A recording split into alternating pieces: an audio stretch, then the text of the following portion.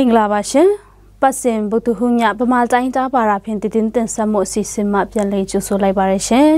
ယခုညတင်ဆက်ပေးကြမယ့်တည်အကြောင်းအရာတွေကတော့စစ်ကောင်စီဂျက်ဖိုက်တာနဲ့ပုံကျဲတက်ခတ်တဲ့အတွက်နံပါတ်ကနေပြည်သူတွေရဲ့တက်အိုးအိမ်ထိခိုက်ပျက်စီးတဲ့တည်ချီဖွေစစ်ဆောင်ပြည်သူတွေစာနာရိခခခဲနေတဲ့တည်နဲ့ကမ်ဘလိုမျိုးနေမှာပြည်သူတွေရဲ့နေအိမ်များကိုစစ်ကောင်စီမျိုးရှို့ဖြစ်စီလိုက်တဲ့တည်တွေကိုကျွန်မမွန်းကြကနေတင်ဆက်ပေးသွားပါမယ်ရှင်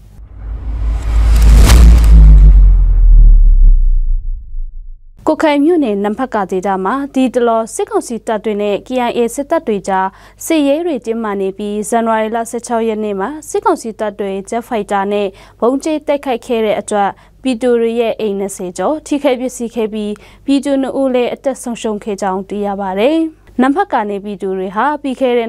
2023ဒီဇင်ဘာလလေးလောက်ကနေ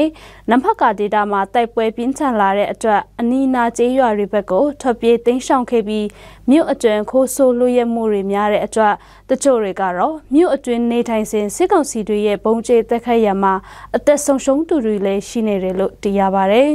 အခုလိုမြို့အတွင်းတိုက်ပွဲတွေပြင်းထန်နေတဲ့အတွက်ပြည်သူတွေစစ်ဘေးတိမ်းရှောင်နေစဉ်နေ့တိုင်းလိုပြည်သူတွေရဲ့အသက်အိုးအိမ်တွေလည်းထိခိုက်ပျက်စီးနေစေဖြစ်ပြီးစစ်ရှောင်နေရကနေမြို့ကိုပြန်လာရင်နေအိမ်နေရမရမှာကိုလည်းပြည်သူတွေစိုးရိမ်နေကြပါတယ်ပြည်သူတွေကအသက်လုံခြုံရေးအတွက်စစ်ဘေးတိမ်းရှောင်နေပြီးအိမ်ထောင်တချို့ကလည်းအခက်အခဲများစွာရှိနေတဲ့အပြင်ကုန်စည်နှုန်းတွေလည်းအလွန်မြင့်တက်နေတဲ့အတွက်အခက်အခဲပေါင်းများစွာရှိနေကြောင်းသိရပါတယ်ရှင်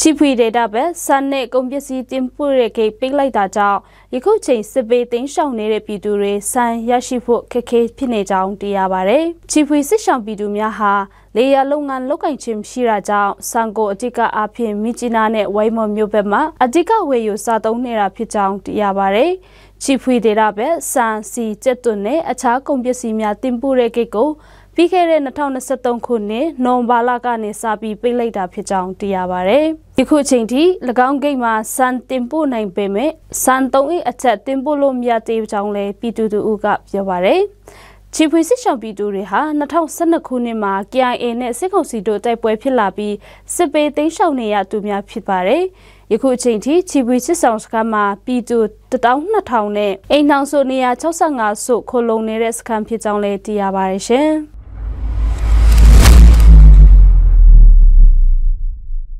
စကိုင်းတိုင်းကမ်ဘလူမြို့နယ်မှာနေအိမ်တွေကိုစစ်ကောင်စီတပ်မှမီးရှို့ဖြစ်စီးတာတွေပြုလုပ်နေတာကြောင့်ပြည်သူတွေထွက်ပြေးတိမ်းရှောင်နေရတယ်လို့သိရပါတယ်။စကိုင်းတိုင်းကမ်ဘလူမြို့နယ်အတွင်းမှာတင်ငုတ်ကြီးကျေးရွာမှာဇန်နဝါရီလဆန်းကစပြီးတိုက်ပွဲတွေဖြစ်ပေါ်နေပြီးစစ်ကောင်စီဘက်မှပြည်သူတွေနေတဲ့အရက်ဒေတာတို့လက်နက်ကြီးရန်တမ်းပစ်ခတ်တာတွေပြုလုပ်နေုံတာမကပြည်သူတွေရဲ့နေအိမ်များကိုပါမီးရှို့ဖြစ်စီးနေကြောင်းသိရပါတယ်။နေအိမ်မီးရှို့ဖြစ်စီးခံရတဲ့ပြည်သူတွေဟာယခုချိန်မှာတောတောင်တွေဘက်ကိုထွက်ပြေးတိမ်းရှောင်နေရတယ်လို့သိရပါတယ်။စကိုင်းကမ်ဘလူဒေတာဗျူစောတီတပ်ဖွဲ့မှစစ်ရေးလှုပ်ရှားမှုတွေဆက်တိုက်လှုပ်ဆောင်နေပြီးပြည်သူတွေရဲ့နေအိမ်များမီးရှို့ဖြစ်စီးတာတွေပြုလုပ်နေုံတာမက